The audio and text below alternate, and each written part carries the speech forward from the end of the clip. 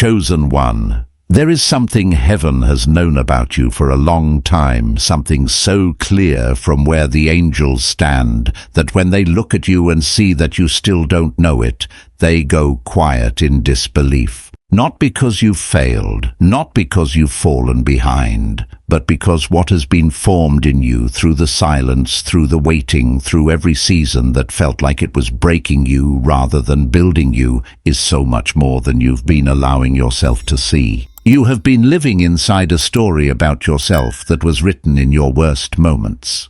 And you've been carrying it as if it were the truth, as if the weight of all those unresolved seasons were proof of something missing in you, when in reality the opposite is true. This message is not coming to tell you something bad is about to happen. It's coming to interrupt the way you've been seeing yourself. Because from where heaven stands, the picture is entirely different from what your eyes have been showing you.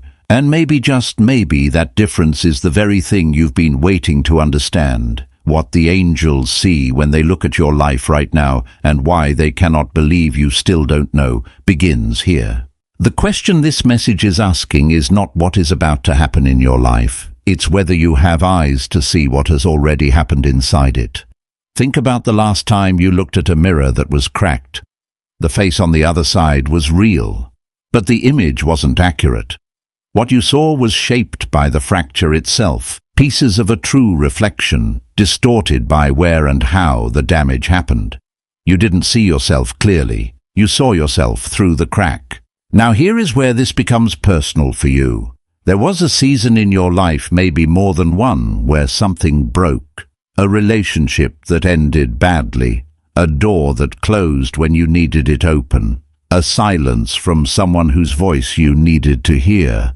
And in that season, quietly, without ceremony, a belief took root.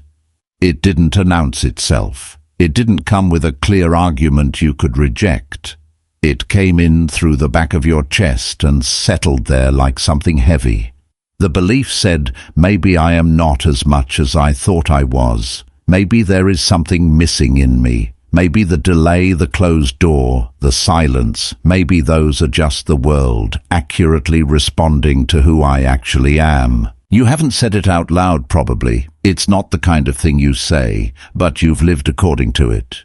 And here is what the angels see that you cannot. You've been carrying that cracked mirror through seasons that were doing something extraordinary, seasons that were building depth in you, sharpening your discernment, forming something that could not be formed any other way. And the whole time you've been looking at the distorted reflection instead of what was actually being formed. That is the shock. Not that something terrible is about to happen, not that someone is working against you. The shock is simply this: the picture heaven holds of you and the picture you hold of yourself are so different that when the angels look from one to the other, they cannot reconcile them. And what makes them pause, what makes them lean forward in disbelief, is not frustration. It's something closer to longing. A longing for you to look up from that cracked mirror. A longing for you to see what they see. Now you might be asking, what do they see that I don't? And that is exactly the right question. The length of the wait is not the measure of the truth about you. This is the first thing that needs to be said clearly, because it's the belief most people carry without examining it. We interpret long seasons of waiting as evidence. We interpret silence as a verdict. We look at the doors that haven't opened and quietly conclude that they haven't opened because of something in us, because of some quality. We lack some ceiling on how far we are allowed to go. But that's not how formation works. That's not how seasons of preparation work. The fact that a season has been long doesn't tell you that nothing is happening. It tells you that what is happening requires time. You've been standing in a long season looking into a cracked mirror and interpreting what you see there as the verdict. But it's not the verdict. It's not even close to the verdict. There is something the angels know about you that you haven't been told yet, and by the time this message is finished, you won't need them to tell you. Because the truth about what this season has been doing, what it has actually been forming inside you, will have been spoken plainly enough that you won't be able to unhear it. But before we get there, before we can even begin to look at the clear mirror, there's something that needs to be understood about the cracked one. Where it came from, why you picked it up, why you've been so reluctant to put it down. Because the crack didn't happen randomly. It happened in a specific moment. And what you concluded in that moment is what's been shaping your steps ever since.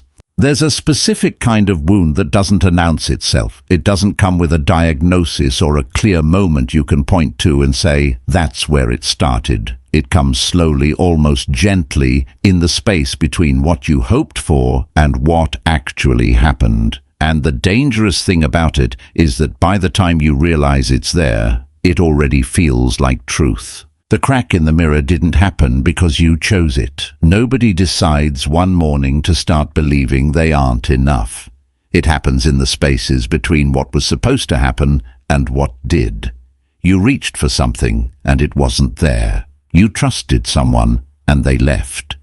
You believed things were going in one direction and then they turned sharply without warning, and in the silence that followed, your mind did what minds do. It looked for a reason. And the most available reason, the one that felt the most honest and humble, was this: something about me made this happen. I wasn't enough. I wasn't right. I wasn't what was needed. Here is the painful truth about that moment. The conclusion felt like wisdom. It felt like you were being honest with yourself, taking responsibility, being real instead of making excuses. And there is something valuable in that impulse, the impulse to look inward, to examine yourself, to refuse to simply blame the world for everything that goes wrong. That impulse is genuinely good. The problem is what happened next. The problem is that the examination didn't stop at what you could learn. It kept going until it became a conclusion about your worth.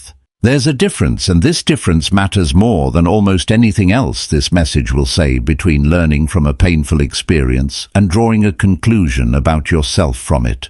Learning sounds like I need to be more discerning about who I trust. I need to understand what I actually need from a relationship before I commit to one. I need to learn to listen to the signals I was ignoring. Those are the lessons of experience. They are wisdom earned the hard way. They are exactly what difficult seasons are supposed to produce. But the wound didn't stop at the lesson. The wound said, what this experience tells you is who you are, and that is where the crack happened. Not in the painful moment itself, but in the conclusion you drew about yourself in the silence that came after. That conclusion became a lens. And through that lens, every new experience got interpreted. Every silence from someone you cared about became further proof. Every door that didn't open became another data point in the same column. Every time you reached for something and didn't receive it, the wound said quietly, "See, this is what I told you." And the accumulation of those moments interpreted through that original conclusion created a story. A story about what you are allowed to have, what you can expect, how much space you're permitted to take up in the world. And the thing that makes this wound so difficult to see, the thing that makes it hide so effectively, is that it disguises itself as humility, as realism, as self-awareness. When someone compliments you and you deflect, you think you're being humble. When you don't voice a need because you don't want to be a burden, you think you're being considerate. When you hold back in a conversation, even though you have something important to say, you think you're being measured. But there is a version of all of those things that is genuinely humble, genuinely considerate, genuinely measured. And there is a version of all of those things that is the wound protecting itself by calling itself a virtue. Genuine humility says, I don't need to be the loudest voice in the room, and I don't need to be right about everything. The wound says I should make myself smaller because the world is better off without so much of me. Those two things can look almost identical from the outside, but they feel completely different on the inside, and you know which one you've been living in. Here is what you need to understand about that wound. It wasn't the truth about you. It was a conclusion drawn in a painful moment by a person who was hurting, and conclusions drawn in pain about your worth, about your value, about what you're capable of. Those conclusions carry the weight of the moment, not the accuracy of an honest examination. The door that closed wasn't a verdict. The person who left wasn't a verdict. The silence you received wasn't a verdict. Those were events. They were hard events, sometimes devastating events. But an event is not a conclusion about a person. And the fact that you treated it like one, the fact that you let one season's pain write the story you've been carrying ever since, doesn't make the story true. It makes you human. But now you're standing at a place in this conversation where you have to decide something. Because here's the question the wound will not ask on your behalf. What if the thing you concluded about yourself in that moment, what if it was simply wrong, not as an accusation, as a genuine question? What if the crack in the mirror distorted the image so much that what you've been seeing isn't you at all? You learn things in that season, real things, valuable things. Those lessons are yours, and they belong to you. But the conclusion you drew about your worth, that one doesn't have to stay. The wound doesn't stay as a feeling. That would almost be easier to deal with a feeling you could name, locate, work through. But wounds like this one move. They migrate from the place where they were formed and become a system. They become the operating logic underneath your decisions. They become the filter through which you read every situation, every person, every opportunity. And because the system runs quietly beneath the surface, you stop noticing it. It starts to look like your personality. It starts to look like just how things are. Let's name some of the specific ways it shows up, because this is where the angels see so clearly, where they look at you and wonder how you don't recognize it yourself. You over-explain yourself, not because you're trying to justify, but because some part of you believes that if you don't fill in every gap, people will conclude the worst. You've learned to get ahead of their assumptions because you're not entirely sure those assumptions would be wrong, so you explain more than necessary. You qualify your statements before anyone asks you to. You apologize for taking up space before you've even taken it. You wait for permission you don't need. There's something in your life that you have known it for a while, and yet you keep waiting for someone else to confirm it before you act on it. A relationship that hasn't been right for a long time. A direction that keeps coming back to you. A boundary that needs to be spoken, But knowing doesn't feel like enough, because some part of you doesn't trust your own knowing, doesn't believe that what you see is accurate enough to act on without someone else's endorsement. You interpret silence as rejection. When someone doesn't respond the way you hoped, when a door stays closed longer than you expected, when a prayer seems to go unanswered, the default interpretation isn't "this is complicated" or "the timing isn't right" or "something is still being worked out." The default interpretation is "I asked for something I wasn't supposed to have. I reached for something that wasn't meant for me. The silence is telling me something about my worth." You accept less than you know is right. This is the one that shows up most quietly and therefore does the most damage over time. You settle for relationships that leave you feeling invisible because the idea of asking for more feels presumptuous. You stay in situations past the point where your spirit has already told you to leave, because leaving requires the confidence that what you're walking toward is going to be better, and you're not sure you believe that. You don't push back when you're dismissed, not because you agree, but because you're not completely sure your perspective deserves a defense. When you look at these patterns laid out this plainly, something happens in your chest. Recognition, maybe. Or maybe a kind of quiet resistance, because naming it makes it harder to maintain, and part of you has built an entire life around maintaining it. The pattern has been holding things together in a certain way, even if what it's been holding together is a version of yourself that is much smaller than the truth. Here's what needs to be said very carefully, because this is where the message can be misunderstood. The patterns themselves are not your fault. You didn't construct them consciously. They were constructed by a wound, shaped by pain, reinforced by experiences that seemed to confirm the original conclusion. You didn't choose them any more than you chose the crack in the mirror. They arrived in you the same way the wound did, gradually, quietly, in the space between what happened and the meaning you were left to make of it. But there's a distinction that becomes critically important right here. The patterns were not your fault, but continuing them now that you can see them, that is no longer something that happens to you. That becomes a choice. And the fact that it's a choice is not an accusation. It is actually good news, because choices can be made differently. Chosen one, when you look at yourself through that cracked mirror, you see someone who needs to earn the right to take up space. Someone who should wait for confirmation before acting on what they already know. Someone who should accept what's offered rather than ask for what's right.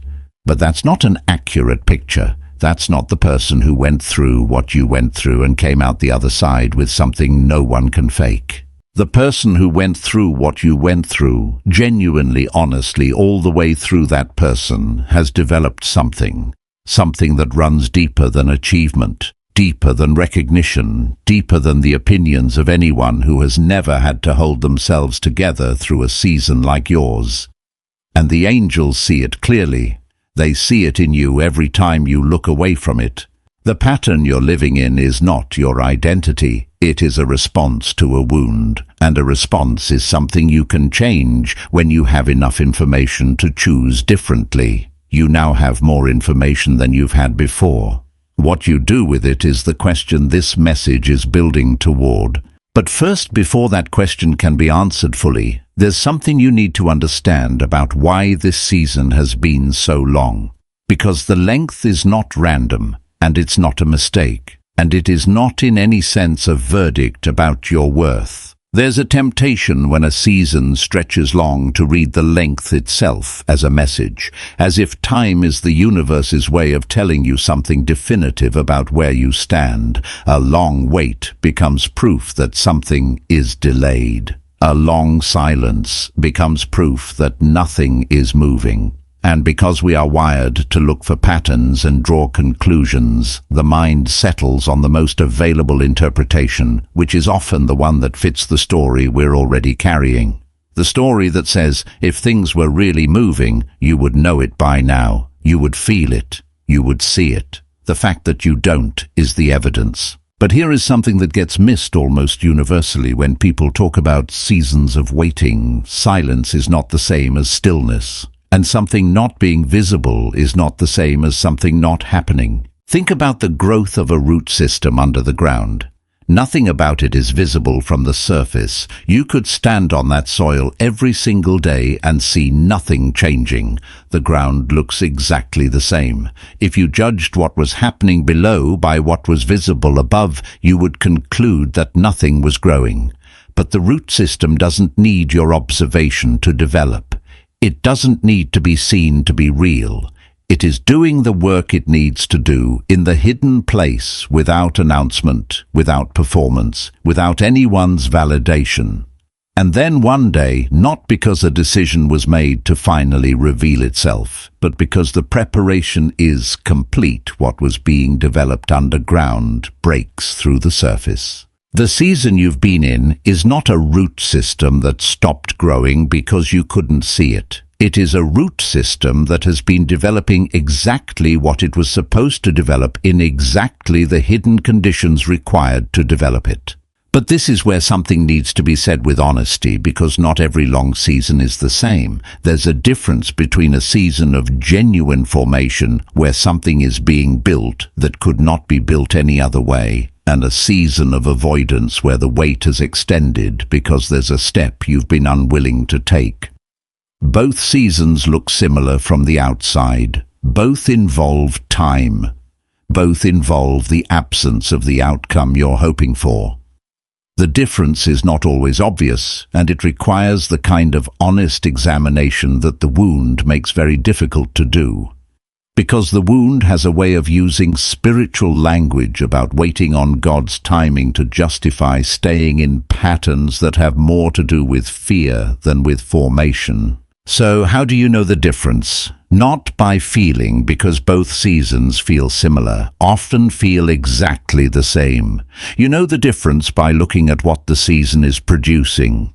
A season of genuine formation produces growth that is real even when it's not visible, increasing capacity to hold difficult things without being destroyed by them.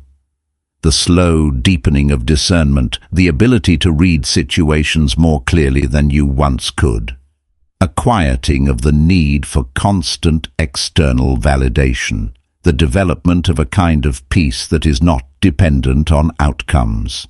A season of avoidance produces a very different set of fruit, increasing anxiety, growing resentment, a tightening of your world, rather than an expansion of it, the sense that you're circling the same territory over and over again without progress. You know which one you're in. And if you're in genuine formation, the season's length is not an accident. It is the exact amount of time required for what is being built. Here is something worth sitting with. Certain kinds of wisdom cannot be learned from a book or a conversation or someone else's story. They can only be formed through experience, specifically through the experience of going through something hard all the way to the other side, not surviving it in the sense of escaping it, but going through it honestly, staying present to what it's asking of you, refusing to numb yourself into a false version of, okay. The wisdom that comes from that is different in kind, not just in degree from the wisdom you can acquire by other means. It has a weight to it, a solidity. It reads situations differently because it has earned the right to read them that way. The person who has been through real loss and come out the other side with their faith intact, not because the faith was never shaken, but because they stayed with the shaking, that person has something in them that cannot be manufactured. It cannot be taught. It can only be formed. And it can only be formed in the hidden place, where no one is watching, where the performance isn't possible, where what you are when no one can see is all that's there. That is what your season has been building. The angels see it already complete, not in the sense that there's nothing left to do, but in the sense that the foundation that was needed has been laid. What needed to be established in the hidden place has been established. And they are looking at you carrying the wound, carrying the pattern, carrying the cracked mirror, and they are wondering when you're going to look up and see what's actually been formed. The formation happened in the silence. In the waiting, in the seasons that looked from where you stood like nothing. You just haven't been told yet. The hardest part of a season like the one you've been in is not the difficulty itself. The hardest part is learning to trust what you cannot feel. Because there are two entirely different things happening simultaneously in this season, and they feel so similar from the inside that it takes deliberate effort to distinguish them. One is the feeling of the process. The other is the reality of your position. And almost no one teaches you that those two things are not the same. The feeling of the process is the exhaustion, the uncertainty, the sense that you're carrying something heavy without being able to see what it's for. It's the loneliness of going through something that the people around you don't fully understand. It's the fatigue of holding faith through a season that keeps going longer than you expected. It's what happens in your body when you've prayed the same prayer for a long time and haven't yet received the answer in the form you were looking for. The feeling of the process is real. It is not dramatic. It is not exaggerated. It is just the honest experience of being human inside a season of formation. But the feeling of the process is not an accurate reporter of your position. Your position is the reality of where you actually stand, not in terms of what you have or don't have, not in terms of what has happened or hasn't yet, but in terms of what has been built in you and where it has placed you in the larger movement of your life. And the truth about your position right now is not determined by how you feel in the middle of the process. It is determined by what the process has actually been producing. Here's the practical question that matters, because faith without discernment is just feeling, and feeling alone won't get you to truth. The question is, when you look back over this season, all of it, not just the moments that confirm the wound's narrative, what do you actually see? Not how you feel about what you see. What do you actually observe? Think about the person who started this season. Think about how they would have responded to the situations you face today. Would they have handled conflict the way you do now? Would they have been able to set the boundary you set last month, even an imperfect one? Would they have recognized the thing you recognized in that relationship before it went further? Would they have had the patience you've had to hold in this season without destroying things? If you answer those questions honestly, you will begin to see what the cracked mirror has been hiding from you. Growth happened. Real, specific, measurable growth. Not in the categories. The wound measures growth by outcomes, achievements, visible results, but in the categories that formation measures growth by. Capacity, discernment, quiet endurance, the ability to carry something without collapsing under it. And here is something about prayer that is easy to misunderstand. When a prayer doesn't receive an immediate visible response, the wound interprets that as silence, as absence, as evidence that the prayer didn't land or wasn't heard or wasn't considered worthy of an answer. But that isn't what the silence of formation is. In a season where something is being built from the inside out, where the most important work is happening in the invisible places, the response to a prayer for strength might not be the immediate absence of the hard thing. It might be the incremental development of the capacity to carry it without being broken by it. The prayer is heard. The answer is being worked in ways that aren't legible to the eyes that are focused on the cracked mirror.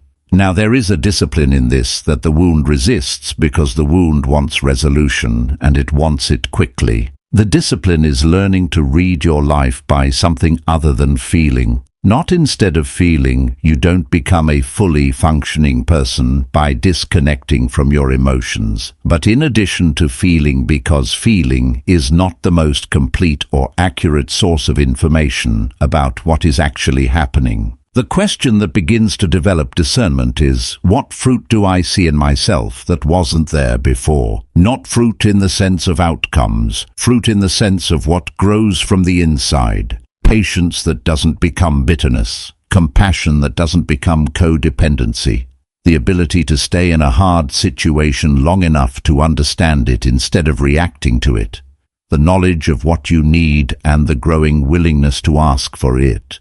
These are the fruits of formation, and they do not grow fast. They cannot be rushed. They require exactly the kind of season you've been in. The angels are not in shock because nothing is happening.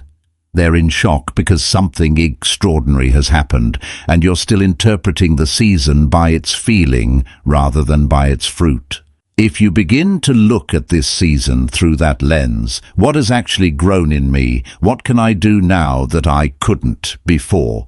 What do I understand now that I didn't? You will begin to see what they see, and what you'll see will change the question you've been asking about this season. Not why is this taking so long, but what has it been building, and is it possible that it's further along than I realized? That is the question that leads to the revelation. And it's closer than you think.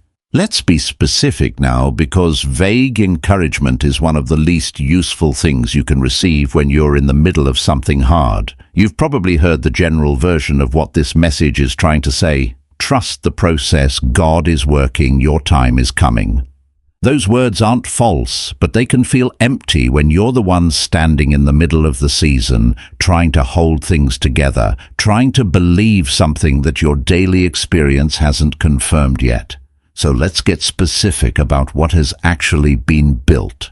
Not in general, in you. One of the things that forms in a long season of honest difficulty is a specific kind of wisdom that has no shortcut. It's the wisdom that knows the difference between what something feels like and what it actually is.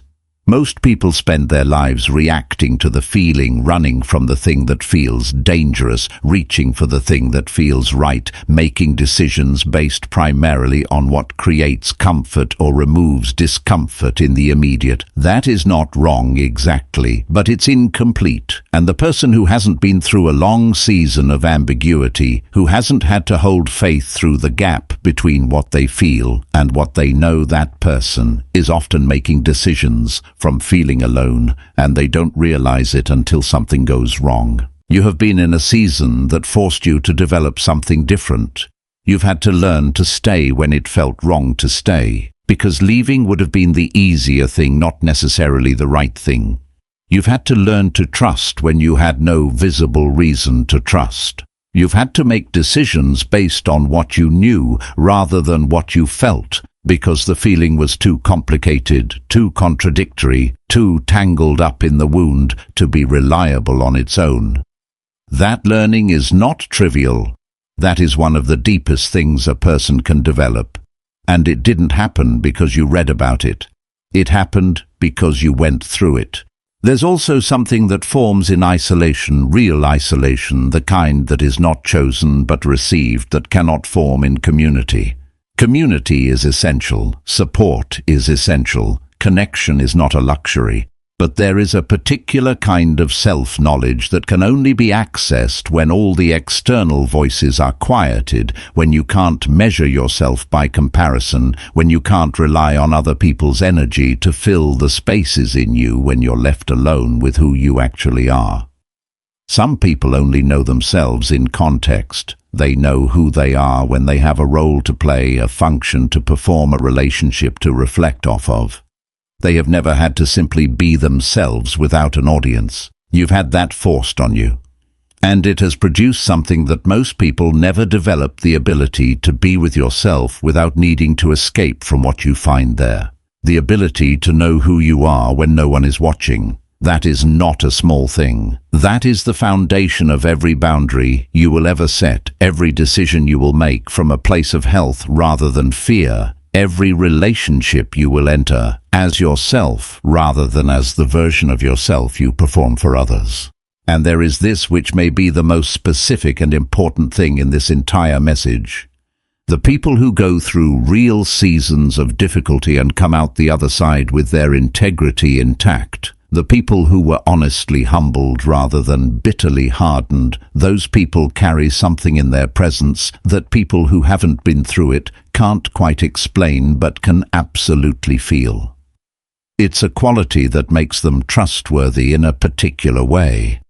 When they tell you something, you believe them, not because they're louder or more persuasive, but because you sense that what they're telling you cost them something. That the wisdom they're offering isn't borrowed, that the peace they carry has been tested. That is what your season has been forming in you, that quality, that weight, that trustworthiness that comes from being broken and rebuilt, from being humbled into something more real than what you were before, from being forced to find out what remains when all the things you used to lean on are removed. Now here is the thing that the angels see, the thing that makes them look at you and not quite believe what they're seeing. They see all of that formation, every layer of it. They see the wisdom that has been built into you in this season, the discernment, the depth, the self-knowledge, the capacity to carry difficult things, the quiet strength that comes from having been through something genuinely hard and staying faithful through it. They see the person who has emerged from this season as someone who is ready in a way that goes far beyond what you're currently giving yourself credit for. And then they look at how you're treating yourself.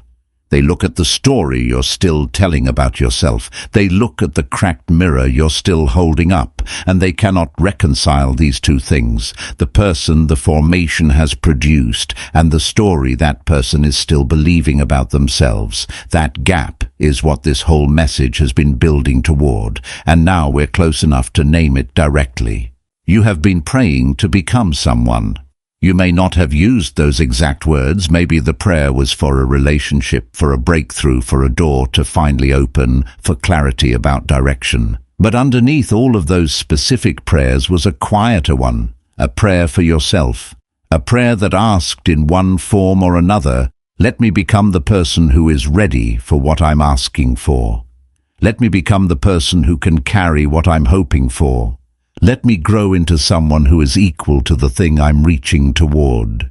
That is the prayer the angels heard most clearly, more clearly than the prayer for the specific outcome. And here is what they know that you don't, that has left them standing in something very close to disbelief, that prayer has been answered. Not is being answered, not will be answered at the right time, has been answered. In the season you've been in the silence, in the difficulty, in the waiting that felt like nothing was moving, the person you prayed to become was being formed. And the formation is complete in a way that matters, not complete in the sense that there is nothing left to learn, but complete in the sense that what was needed for the next season of your life has already been built. The person you were praying to become, the one with the depth, the discernment, the capacity, the wisdom that was earned rather than borrowed, that person is not someone you are waiting to be. That person is who you are right now. And the shock isn't that this happened. The shock is that you still don't know it. Here's what you previously misunderstood, and it's important to name it clearly because this is where the wound has done its most significant work. You believed, and this belief has been running your life, that ready would feel like something, that when you were ready, something in you would shift. Some confidence would arrive, some external signal would confirm that it was now okay to step forward, that now you were allowed, that now you had earned the right to move without apology. You were waiting for a feeling of readiness, and because the feeling hasn't come, because you still feel the uncertainty, still carry the wound, still encounter moments of doubt, you interpreted the absence of the feeling as the absence of readiness. But readiness is not a feeling. Readiness is a state of formation. And the measure of whether you are ready is not whether you feel ready. The measure is whether what has been built in you is sufficient for what is required next. Not perfect.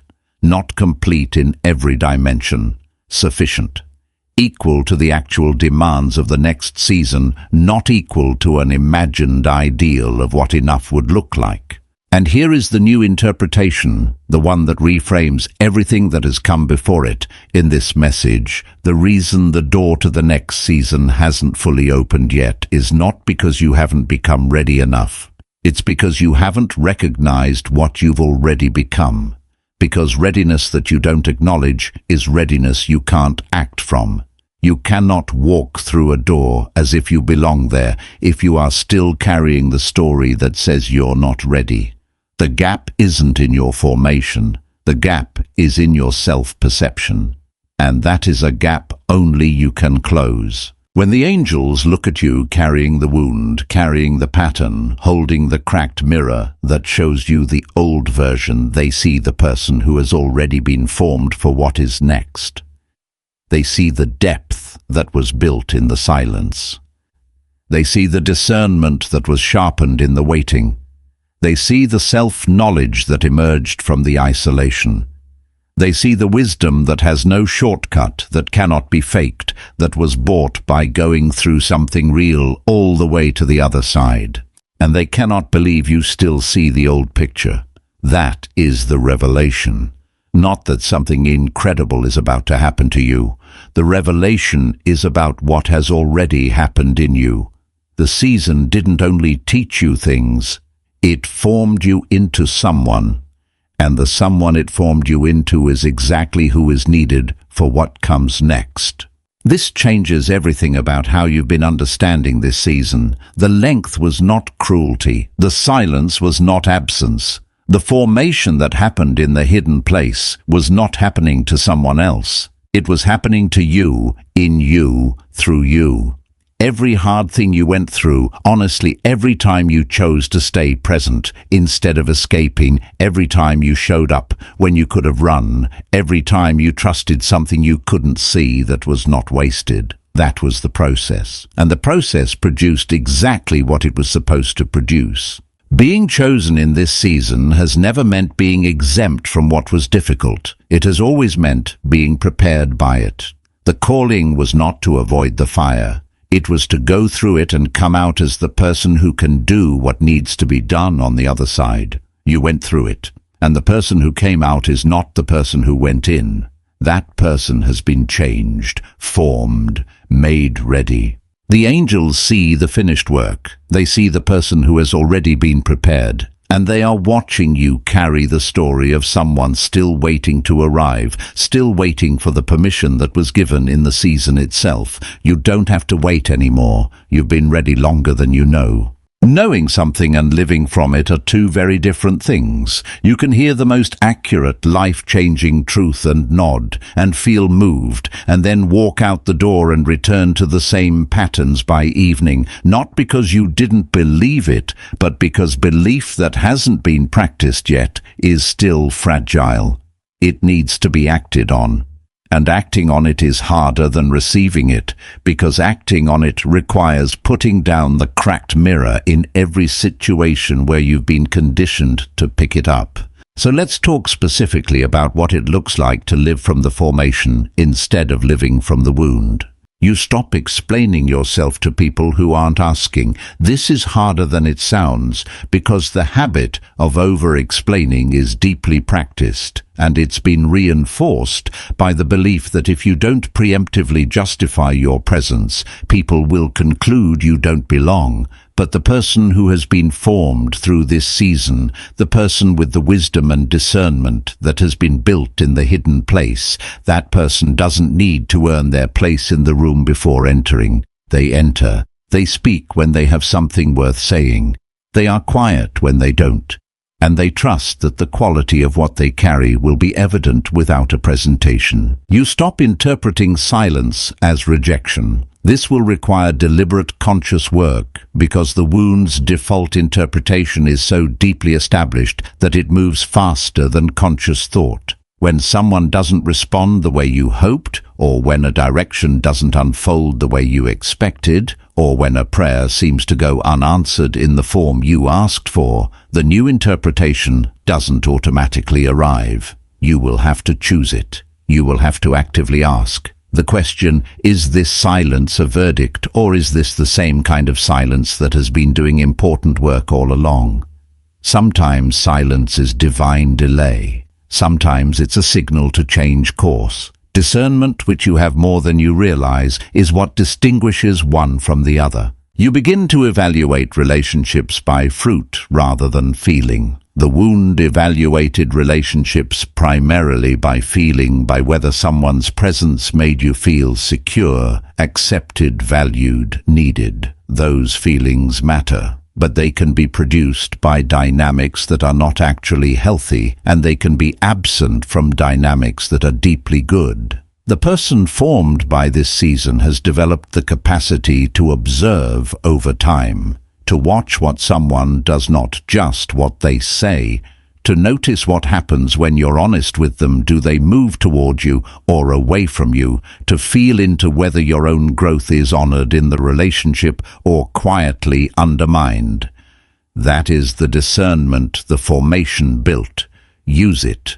You protect what has been formed. This is perhaps the most practically important piece of this entire message. Everything that was built in you during this season, the depth, the clarity, the wisdom, the self-knowledge, has value.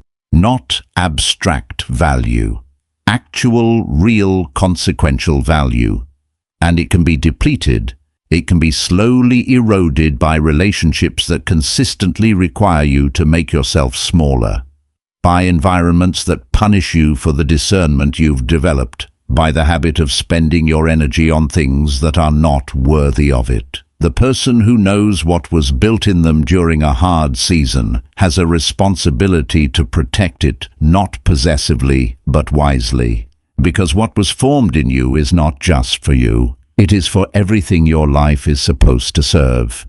And then there is the hardest one, the one that requires the most courage and the most specific kind of faith. There are things in your life that you have known for a long time were not right, relationships that have run their course, situations you've stayed in, past the point where your spirit already told you to move, patterns that have been holding you in a smaller version of yourself for longer than you can now justify. The wound stayed in those things because leaving required the confidence that what was on the other side was better, and the wound didn't trust that. The wound believed you might not deserve better, or might not be able to find it, or might not survive the uncertainty of the transition. But the formation tells a different story. The person who came through this season has the capacity to make the move, has the discernment to navigate the transition, has the foundation to step into the uncertainty and stay upright. Here is the final pressure, and it needs to be said plainly, the story you've been telling about yourself, the version that says, "I'm not quite ready, I'm not quite enough, I'm still waiting to arrive." That story is the only thing standing between you and the life that has been prepared for you. Not a person, not a circumstance, not a missing resource. The story. The old interpretation of the cracked mirror. And the hardest part is this: no one can put the mirror down for you. The angels see the clear picture. This message has laid out what the formation has produced. But neither heaven's perspective nor any amount of clear truth will move that mirror from your hand if you are not the one who chooses to set it down. The choice is real, and it is yours. And the next part of this message is about what it looks like to make it. This is the moment the message has been building toward. Everything before this, the wound, the pattern, the season of formation, the revelation about who you've already become, all of it was preparation for a single question that only you can answer. And the question is not complex. It doesn't require a long deliberation or a perfect emotional state, or a feeling of confidence that you may not yet have. The question is simply this: are you willing to stop living according to the old story?